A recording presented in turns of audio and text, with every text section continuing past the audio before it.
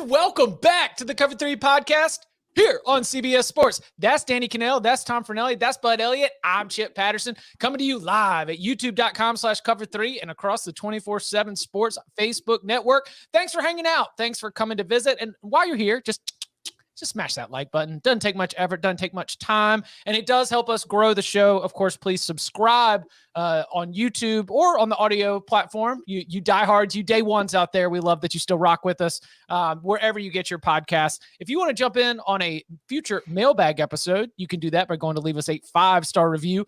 In that review, go ahead and put your question. We will add it to the big old bag of mail and tackle it in a future mailbag episode. We do have a very exciting, we've got a very exciting week because on Wednesday, Bud Elliott, we're going to be joined by some of the brightest minds from 24/7 Sports to give you a little bit of a recruiting update. I wanted to make sure that we let the viewers and the listeners know what they can expect coming up. What do you think that we've got in store for all the recruitniks or the casuals that just want to come in and learn a little bit about where we are in the current cycle? Yeah, so I thought it'd be really cool to, kind of talk a little more recruiting on Cover 3. Maybe not every single show, but, if we have a lot of recruiting news build up, we can go over it. Understanding not everybody on Cover 3 is a huge recruiting fan, but it is an important part of the game. So we're going to have Cooper Patagna and Andrew Ivins on to talk a little Arch Manning. Got to say that a couple times for the SEO purposes. We're going to talk maybe teams who have a little rocket fuel with them and can recruit better than they normally recruit, which positions are loaded, which positions maybe we're still looking for some guys in this cycle. We're going to wrap up the 2022 with a quick look at Josh Connerly, the final remaining domino to fall in that 2022 cycle, the 5-star offensive tackle who's considering a couple schools. USC looks to be in okay shape there, I think. And then, of course, we have the 2024 rankings debuting on Wednesday as well. So we'll talk to Andrew and Cooper about the new number 1 player in the 2024 ranks and what we learned for that cycle so far. Nice. Order of business for today, as you can tell if you've seen the headline as you come to hang out, is we are trying to get a look at the Heisman Trophy picture for the 2022 season. One of the fun ways that we're going to break that down is, of course, Cover 3 style with a draft. Now, do we just want to jump in and let the board reveal our approach to this? Because we're trying to pick winners, right? You can't just put your big board together by going down the odds list, because if you had done that, then going into last year, Spencer Rattler would have been a first-round pick. Sam Howell would have been maybe a first or second-round pick. What's sort of the approach to trying to put together what you think makes up a potential Heisman Trophy winner? You trying to ask me my strategy before the draft even starts? Okay. Well, listen, I'll give you one. You tell me if you think. I say fade the favorites.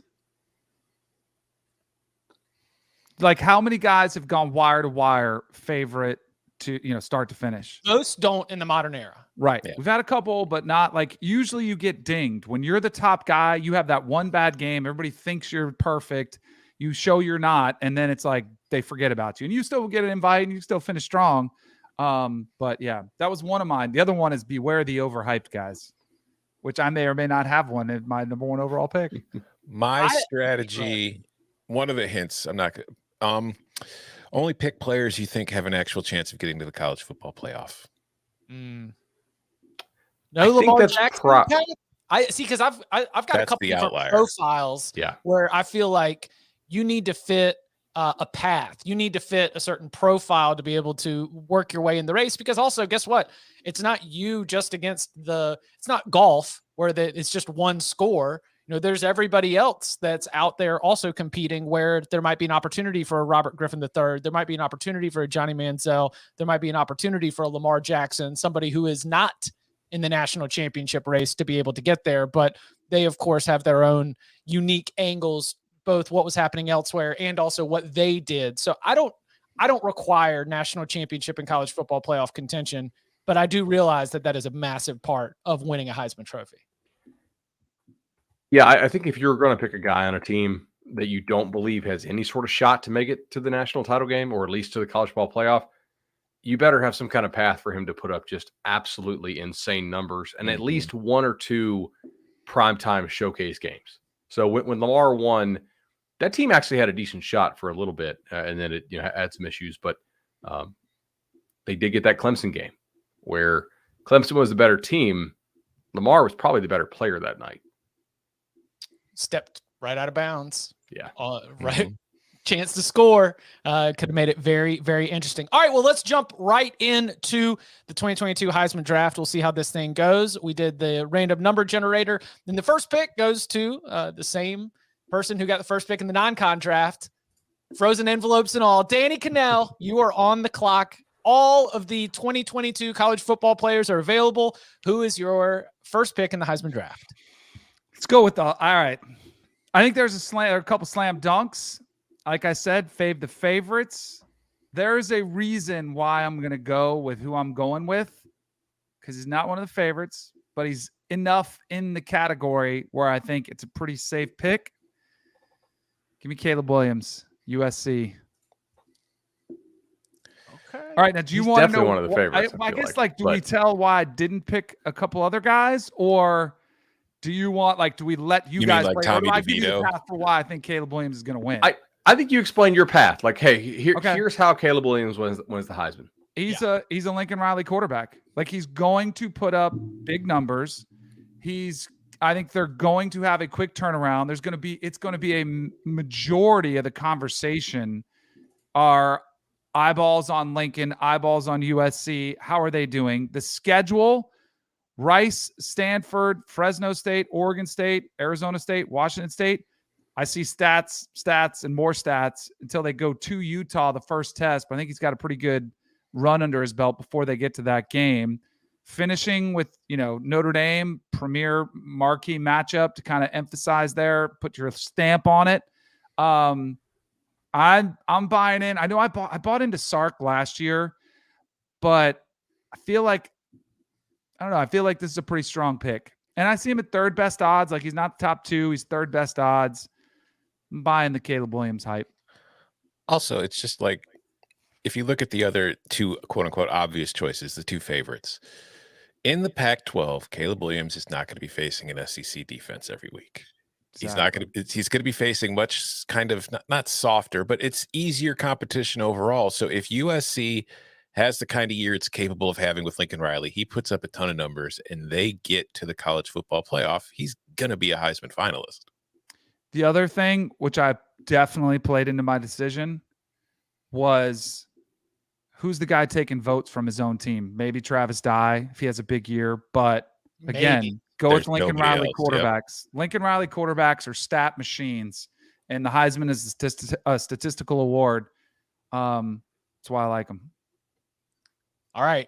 So with the second pick, I could be very concerned about splitting votes, but I just don't think it's going to happen with the way that the ball gets distributed when you don't have opt-outs at the wide receiver position.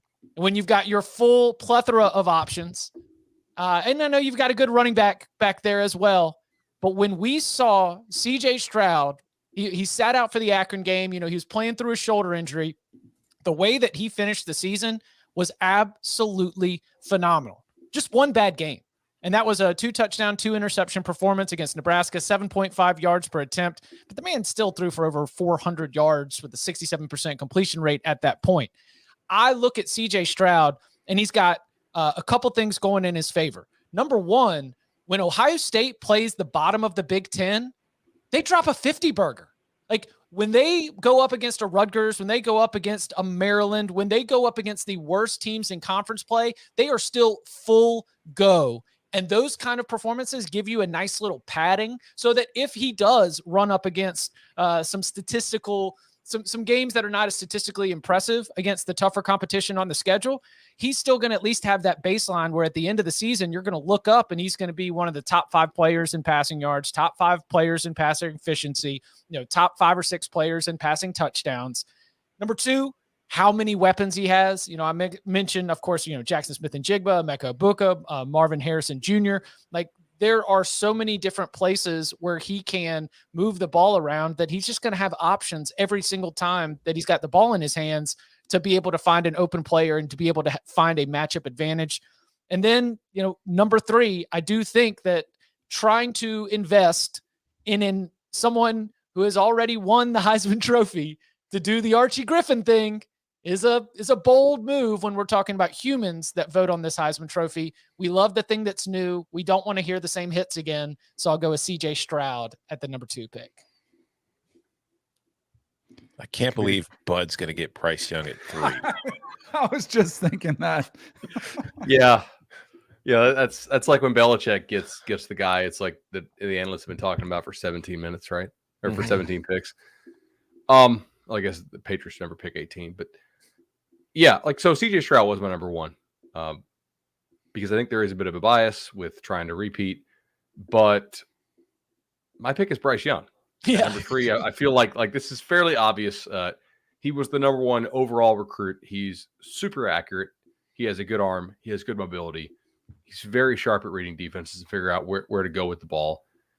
The only defenses that really made him, as opposed to like his offensive line, struggle even for like a little bit, was Georgia. And as we talked about, I think a couple of weeks ago, I was watching the Nike Coach of the Year clinic tapes, and Kirby Smart's explaining what they run on defense. And he's like, now, on this clip right here, we didn't really do what I just explained. That's because we have creatures at every position. And, they just went ahead and did their own thing. And Jordan Davis threw these 2 offensive linemen together. And that was pretty effective way to set a double team. Most people can't do that. Bryce Young's just a total stud. I have some confidence in Alabama's receiver room.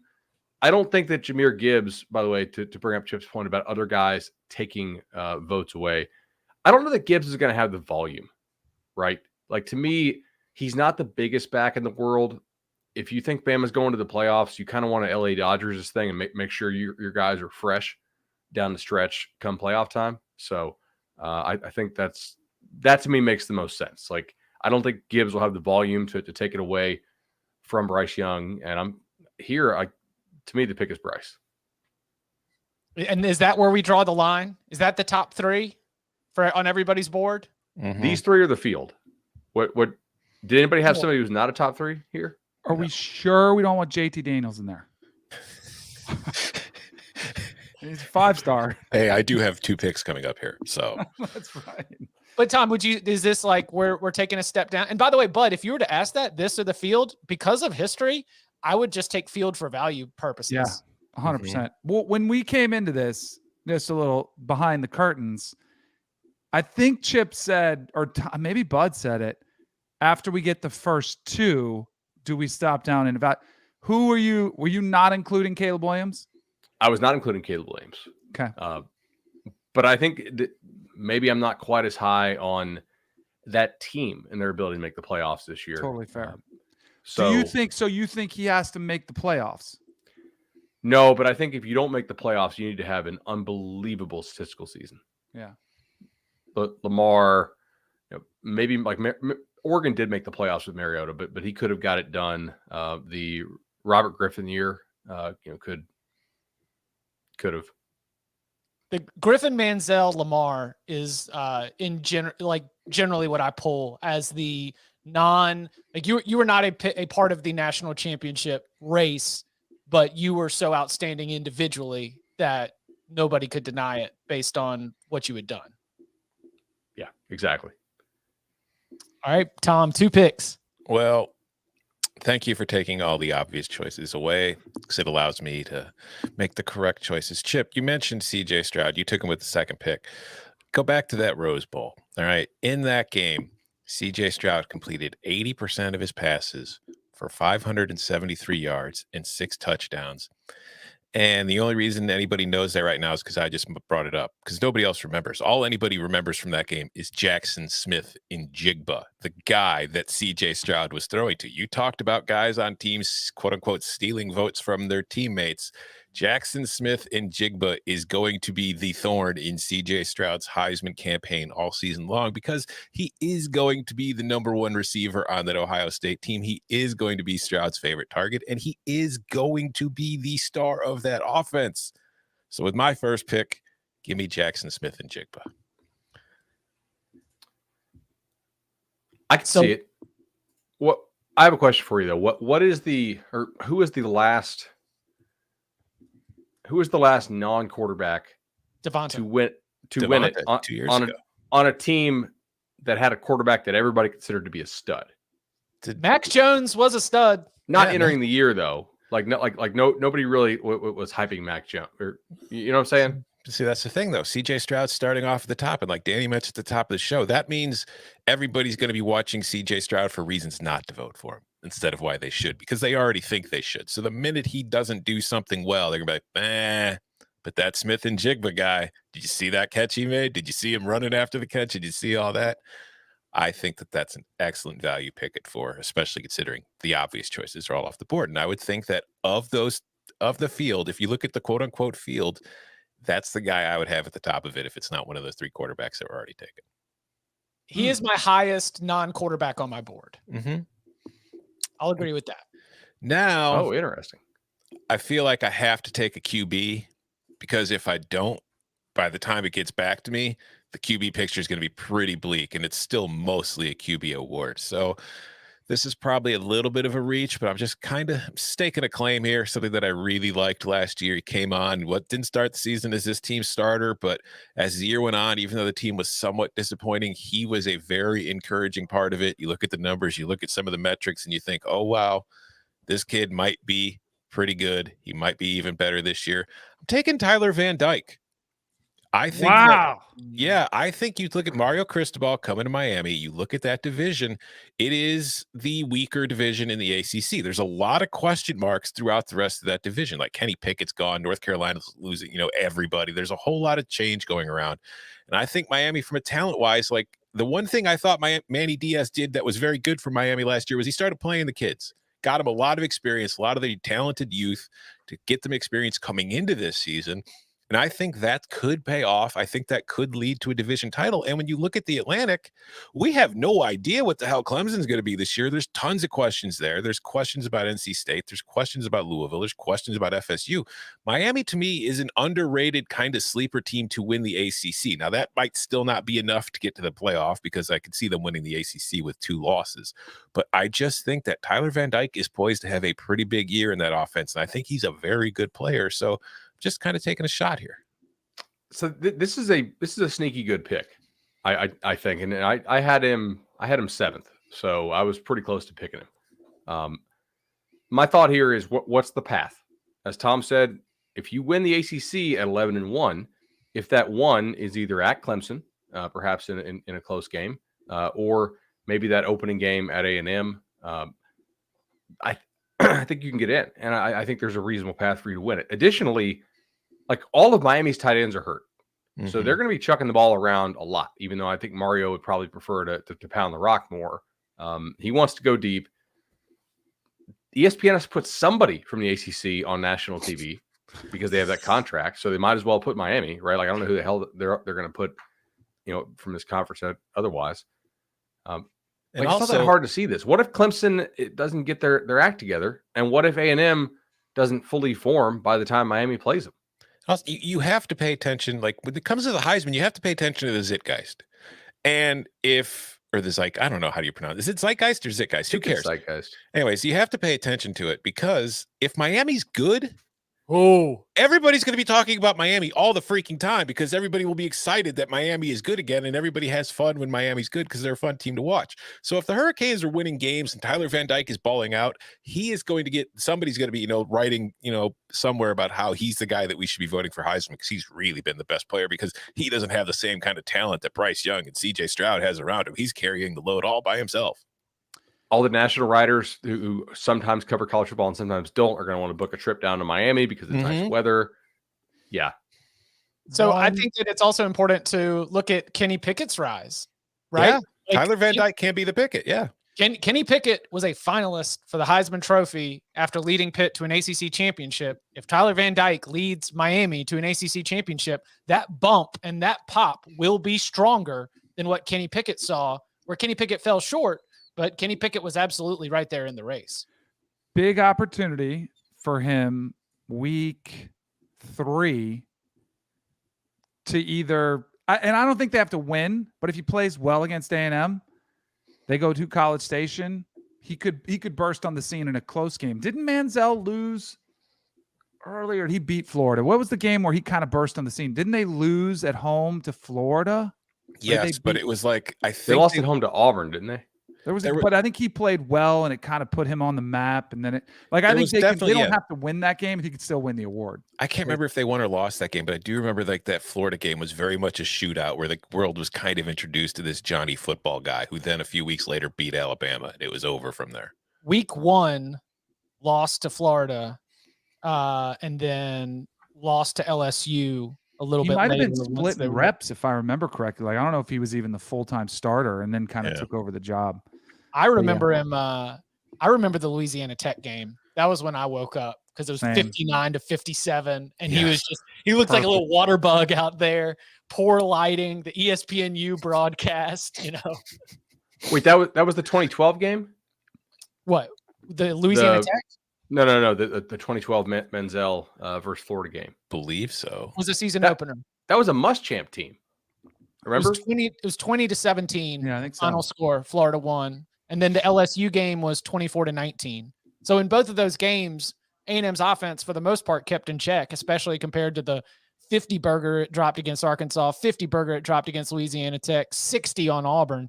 A little bit more kept in check, but I think he was just driving those excellent defenses crazy, and that's what got everyone's attention. Mm-hmm. Yeah, he didn't have like huge numbers that game, but it was like, who the hell is this kid? And of course, when they beat Alabama 29-24, again, like lower scoring, but it was very, very clear that Texas A&M had one player who was going to be the difference, without a doubt. All right, Bud, second round. 2 more picks. Come on. All right, let's go. So there's 3 guys here who I'm basically even on. Trying to figure out what I want to do, and I actually think I'm going to go to Norman. I'm going to go Dylan Gabriel. No.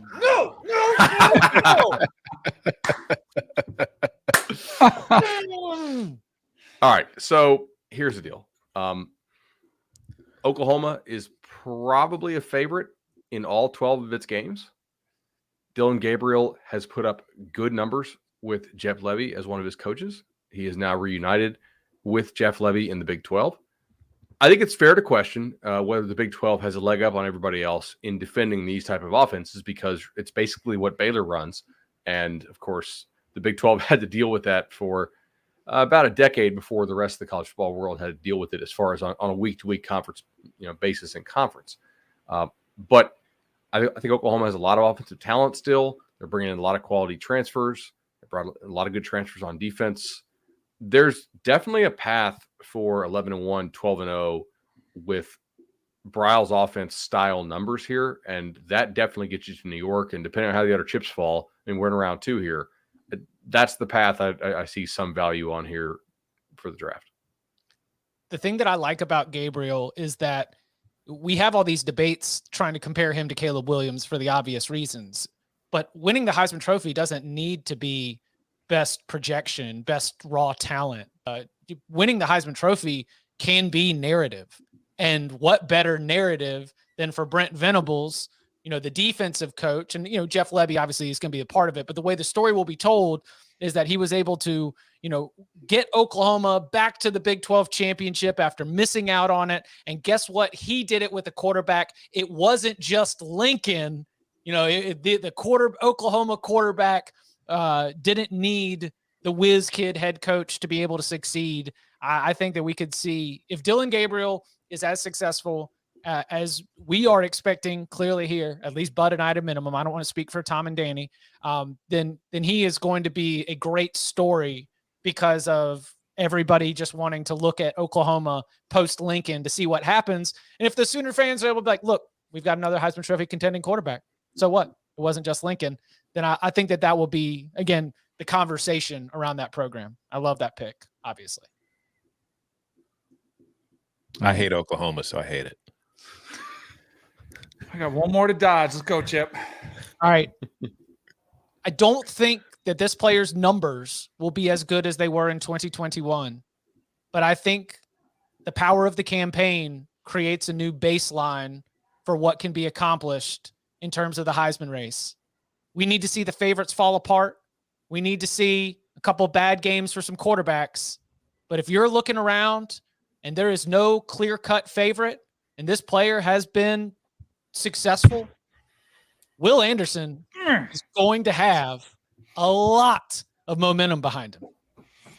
The way that Heisman voters were like pointed at the end of the voting, and all the columns that were written, like, you guys are doing it wrong. Will Anderson's the most outstanding player. And it came from all across. It came from different generations of media. It came from different outlets. Everybody had their Heisman voters are idiots for not giving this thing to Will Anderson. And I think that Heisman voters might have had their feelings hurt just a little bit, in a way that if given another opportunity and Will Anderson is in the mix again, I don't think it is probable that Will Anderson has better numbers than he did a year ago. The sacks and tackles for loss were absolutely ridiculous. But if he is the best player on an Alabama defense that has played well and is one of the best defenses in the SEC, and Alabama is in the mix for a national championship and an SEC championship at the end of the season, and we haven't seen Caleb Willams, CJ Stroud, Bryce Young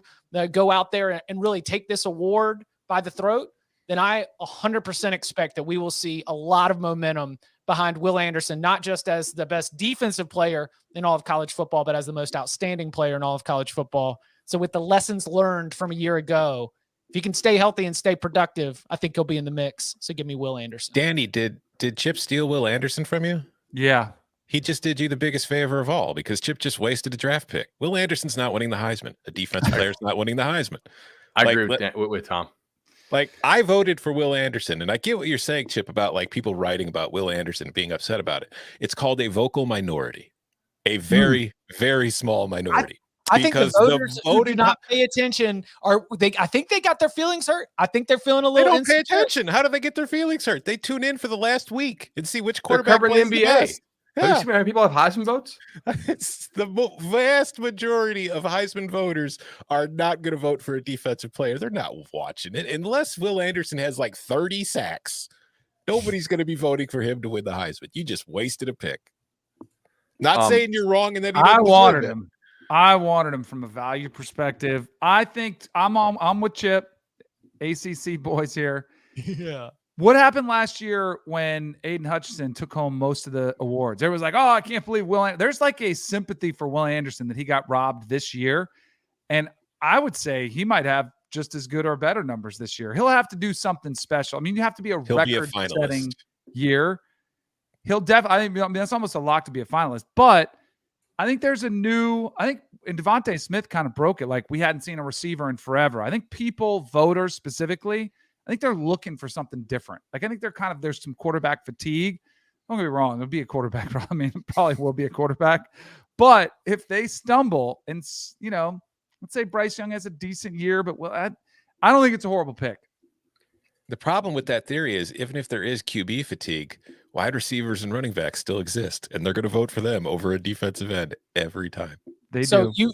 Tom, you are definitely smarter than me, but your record, I don't know if I'd go that far, but I am about this. your record of declarative statements has taken a ding from time to time, because there was a Tom Fornelli declarative statement that a group of 5 team would never make the 4-team playoff. And we saw Cincinnati. And so in the spirit of Cincinnati, I will at least believe that Will Anderson has a shot here. Now, you're right. Finalist is more likely than winner. The jump from finish as a finalist to win the daggum thing is very, very large, and even larger for a defensive player. But in the context of this race, I think it's absolutely possible. I feel better about him than some of the other names on the board. I'll say that much, and then I'll let Danny go next. Oh yeah, bud. I just had a couple. I wanted to ask something. Do you think this requires a Bryce Young injury? Possibly, but I mean, that's in play. I mean, it's not out of the total realm of possibility. He's not a big man. Yeah. Because I obviously I like Bryce Young a lot. I've met him a bunch of times. I think he's really, really like awesome guy. I do not want him to get hurt. I don't think Will Anderson can win the Heisman if Bryce Young stays healthy, personally. Also, I look at Alabama's schedule. They will be double-digit favorites in all of their games this year, I project. Their closing stretch does not offer impactful games, most likely. At LSU, at Ole Miss, Austin Peay, and what could be the worst Auburn team in about a decade. Did you see Will Anderson against Austin P? He's getting my Heisman vote. You see what I'm saying? It's like where's his five Heisman moment sacks and a come? pick six in that game? Well, it's like the starting point is what we said at the top of the show, which is often we have seen these preseason Heisman favorites at the end of the season, they're not in the conversation. And so if these big brand names aren't there, then Heisman voters will be looking for options. And best defensive player on a national championship contender who was 4th place in the voting a year ago with a whole bunch with a vocal minority, but at least, some push behind him. I think that would be the slack room at the Athletic. but that's the path. The path is the easy quarterback options aren't there. Voters have to work a little bit. And if you have to work a little bit, then the foundation has been laid to consider Will Anderson as the best player in college football. I think he'd have to break Derek Thomas's sack record. He has to get 10 more than he had this year. In that case, the easy schedule might work. Right. That's what I'm saying. He could rack up 1 5-sack game, and then he's right in the mix. Let's go. Unless they just pull him all the time, which if I'm Nick, I'm keeping that powder dry for the playoffs, assuming I think I've got the juice to get to the playoffs. Like, I don't want a Will Anderson injury with 5 minutes left in the third quarter of a game that I'm leading by 3 scores. Yep, absolutely true. All right, Danny, let's get your final for the second round, and then we'll hit the break. All right, I'm going to go with so I had Tyler Van Dyke on my list, but I did not have him above this quarterback. I think wins could be a problem, but I think this team could possibly be this year's Ole Miss. Give me Hendon Hooker, Tennessee, 31 touchdowns, 3 interceptions, the best rating in the SEC, above Bryce Young. I was looking at their schedule. Like, what do you think is a realistic record where he could win it? I don't think they're going to have a 10-win season. I think he wins it. If they go 10-win season, I think they win automatically. But I think a 9-3 season, he could still do it as long as he plays well in some of these games. He's got Florida at home. I think that's a winnable game for Tennessee this year. LSU on the road is winnable, but I probably don't give him that one. Alabama at home, probably not going to win that one. And then they have to go to Georgia, which is probably a loss. But in the last game against Georgia, he didn't play awful. I think a 9-3 record is a realistic Tennessee Vol record. I think a 10-2 puts him right squarely in the Heisman race. Because I think in that system, I think the defense is going to get a little bit better, similar to what happened at Ole Miss. It was like, if you could just get a little bit more out of the defense, imagine what that team could be. I think that could be Tennessee this year. It's the hottest sports program in the country. If you look what happened in basketball and baseball currently, what's going on, they're going to carry that over. They've got all this momentum, buying the players, getting the collectives together. Hendon Hooker, I think, is a pretty good value play here. So many spotlight opportunities. Like that will be in a national we'll be in a national game like pretty much half the time. I had Hendon Hooker very, very high on my board as well. Like that pick. Coming up on the other side, we continue our 2022 Heisman draft. Many of the top name QBs are off the board. Will we start to see other positions, or who are the sleepers that show up in rounds 3 and 4? We'll get into that next. The covenant will not stop. There is something within us. Something sacred. Something worth protecting. Silver Team, on me.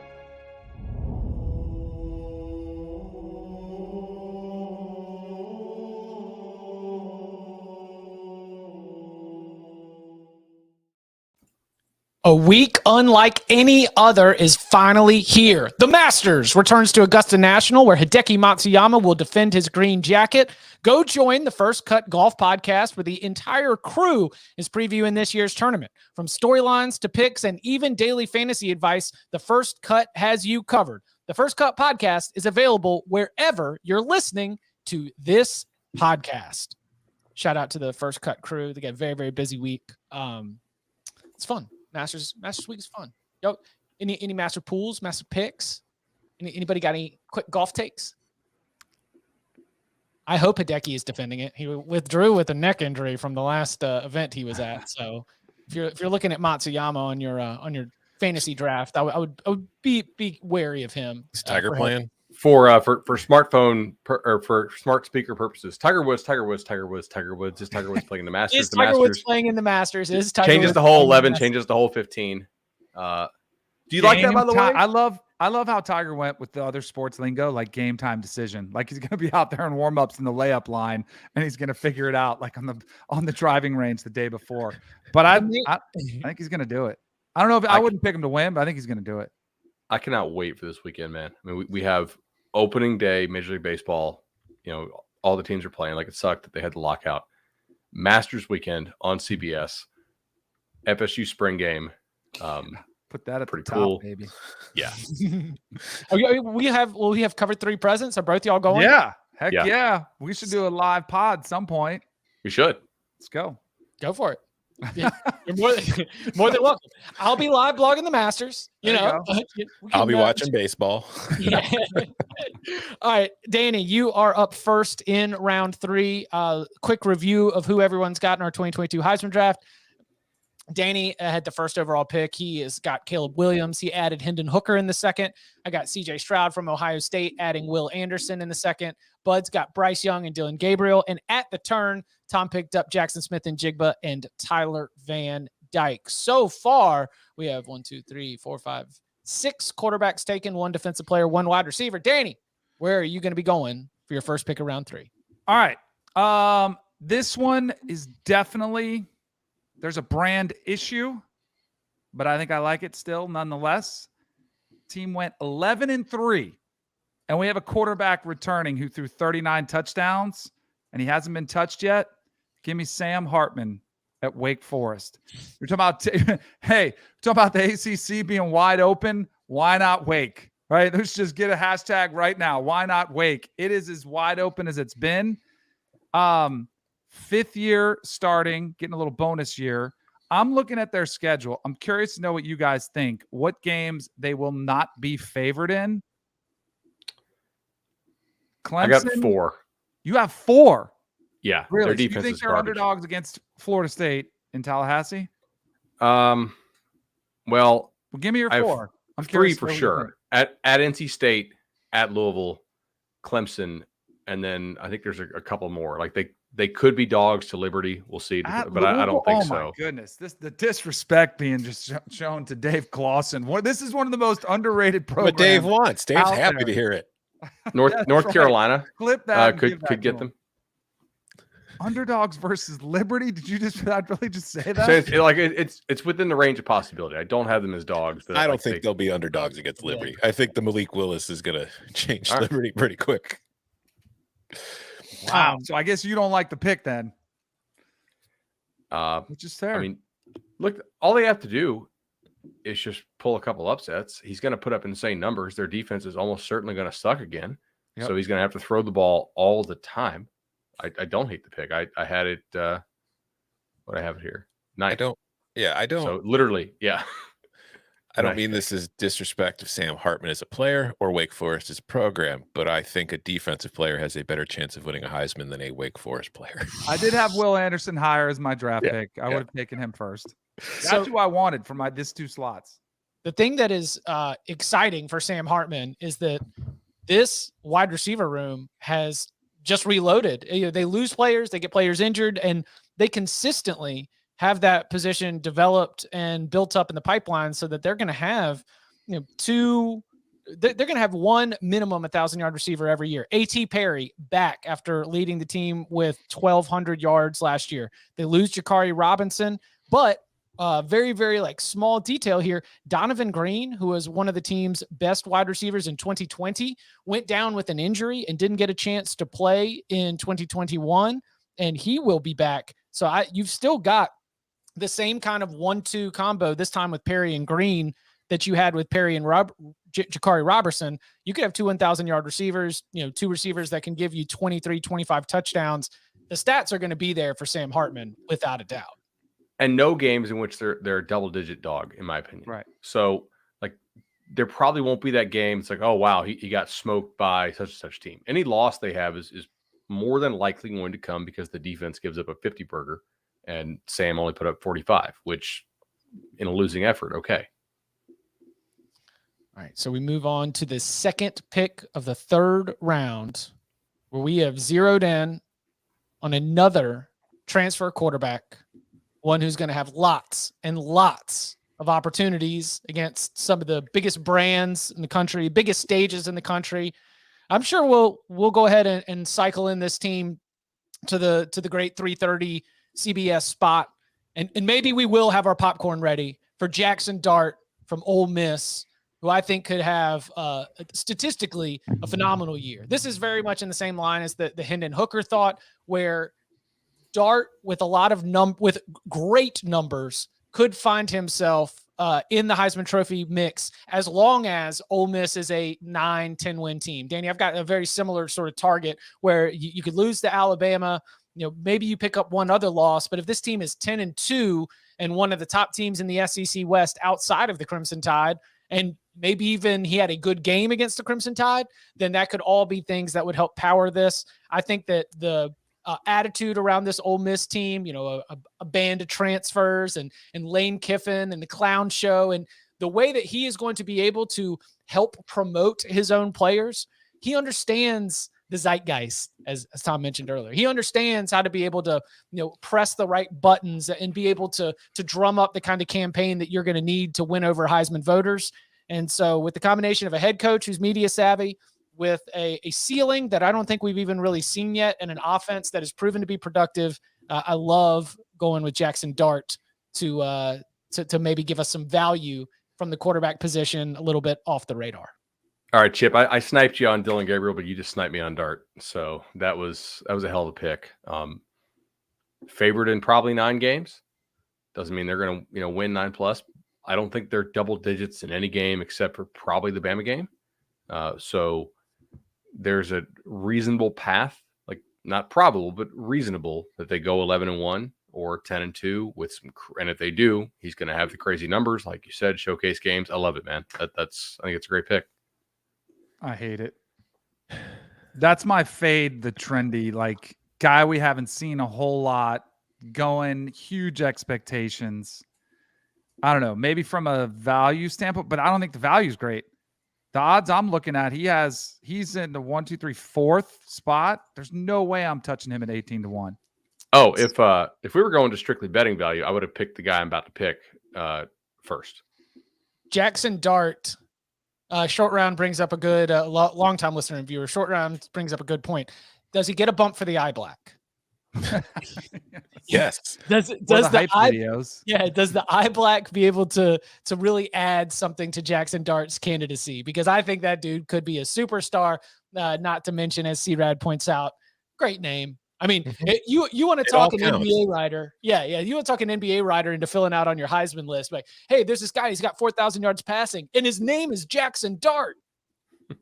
Easy sell. Any chance Luke Altmaier pushes them? Yeah, I think there's a chance for sure. But I don't know. It's my pick. Bud? Quinn Ewers. Yep. Yeah. Quinn Ewers. Yep. Yeah. And if it was betting, that would be my top betting pick for it. There's Quinn Ewers 100-1. Oh, wow. I'm seeing 20-1, where I was like surprised you were going to go. If you can get him at 100-1. Yeah, I wouldn't touch 20-1. So here's the path. Texas has to overachieve on the field a little bit, which I think they may be able to do. Not totally convinced they can. That's why he's in the 3rd round, not the 1st. Quinn Ewers is super talented. He actually has to win the job, which is an important part of winning a Heisman. He should probably be the starting QB and not share reps with Hudson Card. He gets Worthy and the Isaiah Neyor, the transfer from Wyoming, who are just 2 tremendously explosive targets. We have seen Steve Sarkisian's offense produce Heisman winners before. I think that offense, assuming they get a little bit better blocking, I think they probably will. I think they will really light it up on the scoreboard. And he's talented enough. He's got the mullet. People would be very much into the whole, hey, they're one of their last seasons in the Big 12. They're moving to the SEC. This kid's got a mullet. He had $1 million kombucha deal. He transferred back home. They score 1 billion points. I like the narrative here. I could see it. I could see it happening. We're in round 3. It's tough to find people you really think can win it right now, I guess, for me. I'm running out of picks. we knew he had 16, bud. I mean, are you just? I know. You don't want to pull Braylon Allen out here? No. Okay. Just stole yours from me. That's what I was going to. I will say this: I do think there is another player who hasn't been drafted that I think could still win the award. Yeah, and honestly, it is a player that I nearly took with my first 2 picks. I nearly did the Buckeye double. So I guess I'm going to do it now. Travion. I can't believe he's still on the board. Travion Henderson. Of all the running backs in the country, I think that have the talent and will have the role and have the ability to break through and win the Heisman this year, he's got to be the top option. So, Chip, you can have CJ Stroud. I'll take Ohio State's skill players. I'm going to combine Jackson Smith and Jigba with Travion Henderson. And then for my final pick, because all the good quarterbacks are gone. So this is strictly a value play based on the prior pedigree, the place he plays, and this program's chances of getting to a college football playoff. Give me DJU. Yeah, Big Cinco finally makes an appearance. Like I'm not betting on it. I might, depending on. I think the odds are probably too skewed to it, but I just feel like of all the quarterbacks that are left on the board, I feel like all the realistic options are taken. So to be able to get the starting quarterback for Clemson, even though he might not be the starting quarterback by the time the season ends, but just if he does play well, if he meets the expectations that we had on him coming out of high school and Clemson bounces back and wins the ACC, he's going to put up monster numbers in the process, and he's probably going to be a Heisman finalist at a minimum. So to be able to get that in the 4th round, even if it's a very much a long shot in my mind, I still think is pretty good value. So give me DJU. That's also very much the if CJ Stroud gets hurt, his odds go way up play.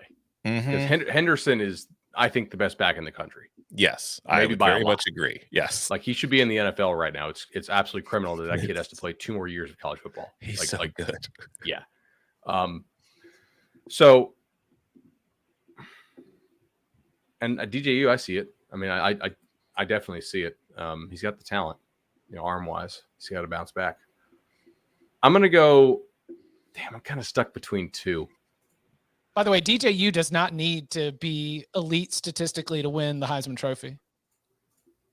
I think that if Clemson is competing for a national championship, let's say they're undefeated, and he just cleans up the interceptions. I think he just needs to get his confidence back. He looks so like he didn't believe in himself for so much last year. I just feel like he gets off to a good start. Just if he feels good, just play into your talent. You'll be okay.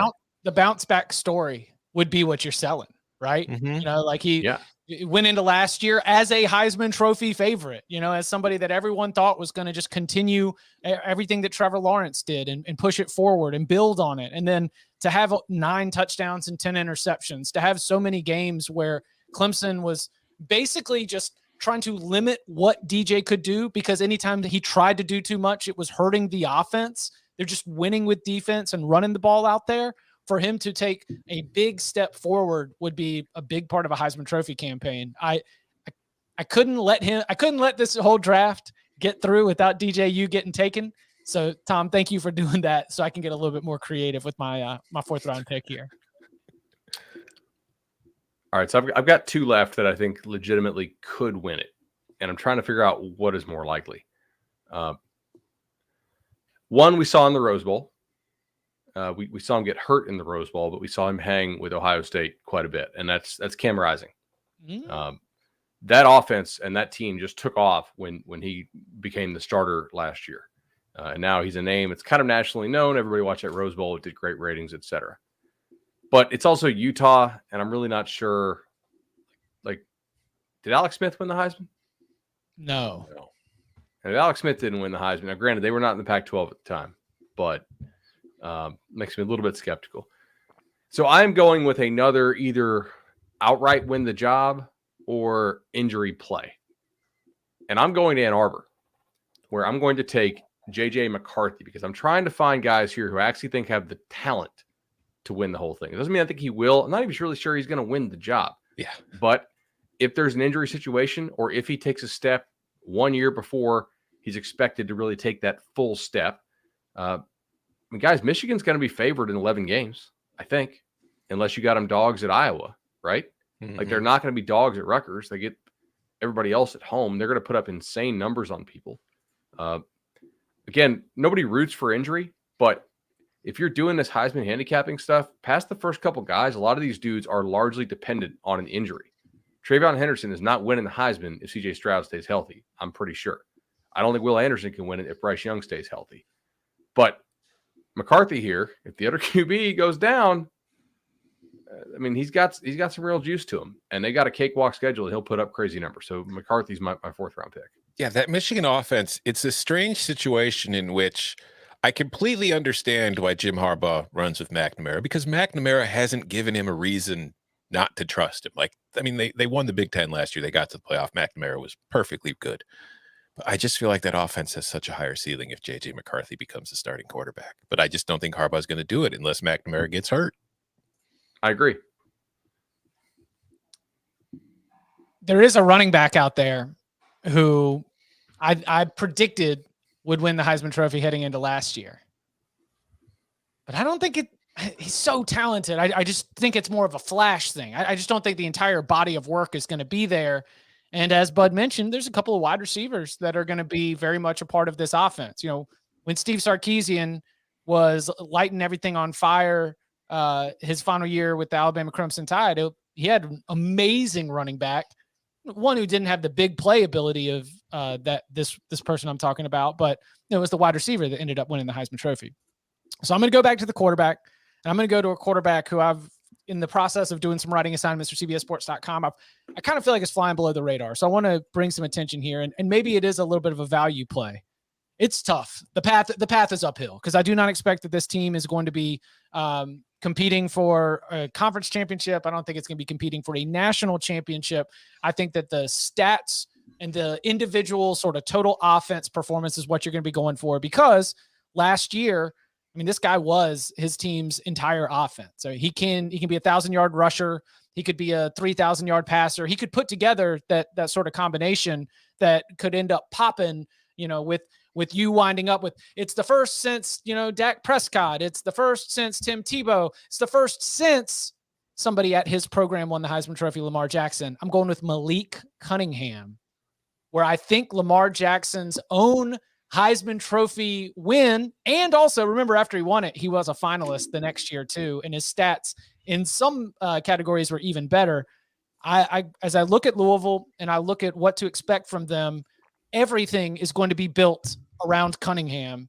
He was in so many games not the reason why they were losing. Louisville lost, I think, out of their 7 losses, 4 were 6 points or less, and I rarely thought that he was at fault.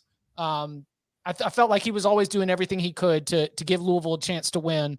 And so if they can flip some of those 1-score games the other direction, find themselves, instead of losing 4 times 1 score, winning 4 times, all of a sudden we're talking like a 9 or 10 win team. And if it's a 9 or 10 win team, and if he is a statistically elite 3,000-yard passer, 1,000-yard rusher, then we could see Malik Cunningham making a real run at the Heisman Trophy and winning the award for the first time for the program since Lamar Jackson. So yeah, let's go. That's my creative one. I'm gonna dig deep and pull out Malik Cunningham. I think he's a really awesome college player. Yeah. Good luck. That's a hard schedule to do it against, but you'll have the opportunities. Like, they open at UCF, then they go back. They go at Kentucky, at Clemson, at Boston College, Florida State, NC State, Pitt, at Cuse, at UVA, Wake. I think he's really good and really underrated. What is your win? What's your win total guess on Louisville right now? Like 7-5. Okay. So I need Heisman. I need upset. I need Bud's predictions plus. Okay. Yeah, you need a couple upsets. Okay. All right, Danny, are you just gonna? All right. No, I can't do. I know Tom wants me to take. So please do it. I can't. Although wouldn't it be hilarious? Wouldn't it be hilarious? Yes, It would be. Stetson Bennett. I can't do it. I can't even go there. I wanted to take Brock Vandegrift, but I'm seeing that he might not even win the backup job. They're saying Carson Beck is having a better spring. Oh, good. I'm going to text Carson's dad. Remember how Tom did? You can't get multiple players. I want to say every leftover running back because I think I'm not going to do that. I'm going to narrow it down to one. But like when you guys took DJ, I was thinking Will Shipley because I think there's a chance DJ may not start all the games. I think that's the one thing that Clemson hasn't had is the Heisman running back. Like if you ask about who's going to be the identity of this team, new offensive coordinator, they might say, you know what? Let's just mash the ball. Let's just take some of the quarterback play out of the game until we figure that out. And Will Shipley returns some kicks too. He gets involved in the run game. I'm not taking him though. I think he would be the pick that I would take over Cade Klubnik or DJ. You guys took the quarterbacks too from Michigan. You took JJ McCarthy. I don't hate it, but what does Michigan do? They smash mouth. They run you. Hassan Haskins is gone. That means Blake Corum's going to get more of the workload. I don't know if he's explosive enough to win the award, but you know what I do know? Who's had running backs win the award before? I know that Paul Grist wants to run the football. Yeah. I know. And as much as Graham Mertz was probably one of those names that was a top 5 Heisman pick last year. Remember that? And we thought he was going to open it up and he was going to air it out. And then what did Paul Grist do? He said, that's not who we are.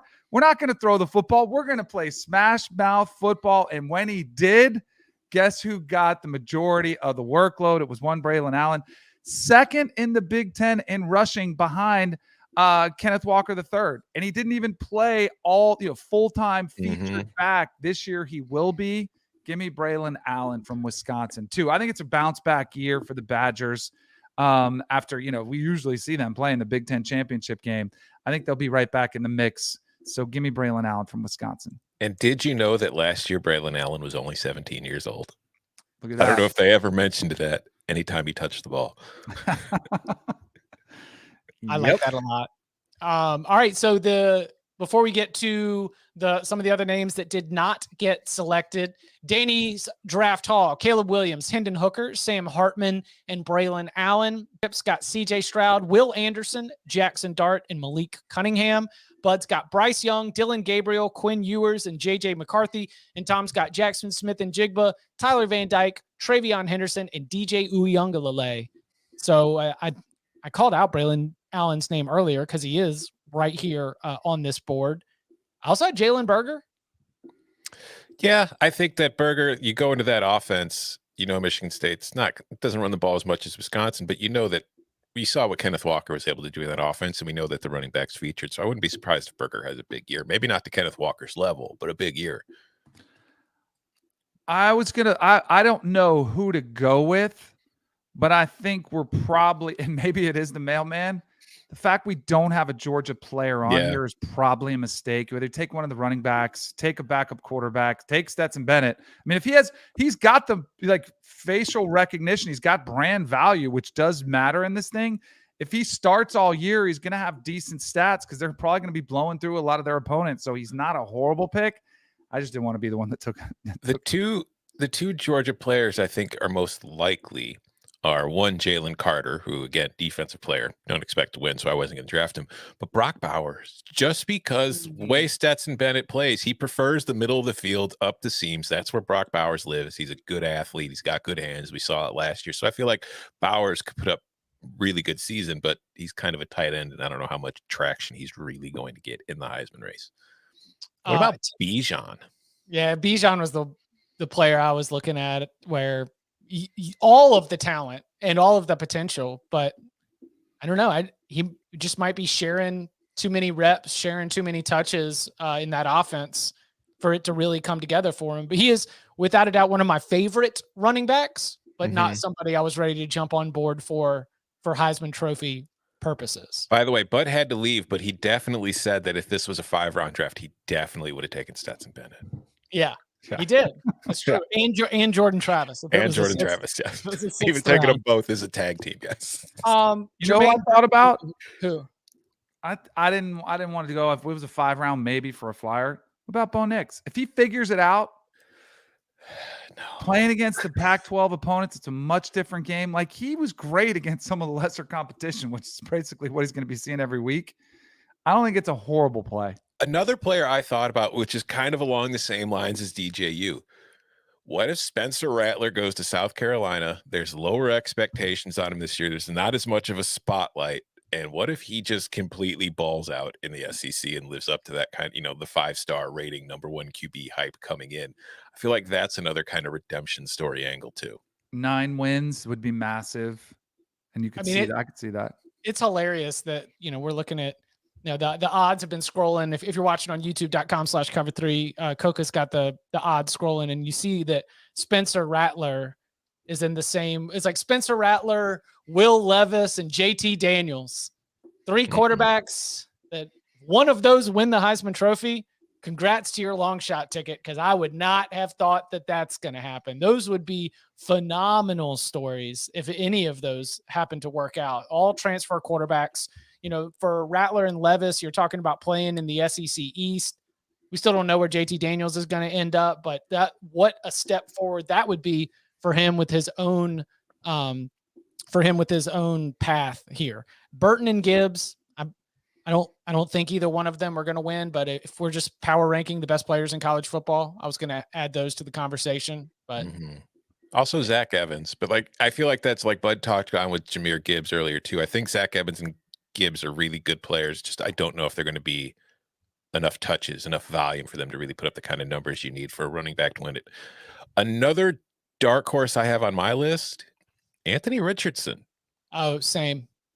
If he wins that starting job and he kind of fits into that offense, if they look similar to what the Cajuns were doing under Napier at Louisiana, and he puts up those kind of numbers and that people kind of expected from him or hoped from him last year, and Florida bounces back, that's a name that's going to be up there. Especially if they go to the cocktail party and he has a great game against Georgia, that's going to vault him into the spotlight. I still can't get last year's. I can't get last year's Georgia out of my mind. Yeah, I don't know if he's going to, honestly, if you were going to take a Florida quarterback, I might be more tempted to take Jack Miller. Yeah. But I also could see if Billy Napier works him like the way he did Levi Lewis, maybe he is dual threat. And he's a freak athlete. So maybe that wouldn't. And if Florida has a turnaround year, it probably is because of the quarterback. So I think it depends on who wins the job. If it's clear, Anthony Richardson is the guy, I don't hate it. That's the thing, because I think too, Jack Miller might play quarterback and Anthony Richardson might still get plenty of snaps. You know what I mean? They might figure out ways to use him, because I think you can use him at other places and he'd be just as effective. Thanks to all of you who came and hung out for the entire draft. Remember, we'll be back on Wednesday with a recruiting focused show. So go ahead and get it set, 10:30 a.m. Eastern time, youtube.com/cover3, or of course, wherever you find the podcast. You can follow him on Twitter at Danny Cannell. You can follow him on Twitter at Tom Fernelli. You can follow me at Chip_Patterson. Gentlemen, thank you very much. Thank you.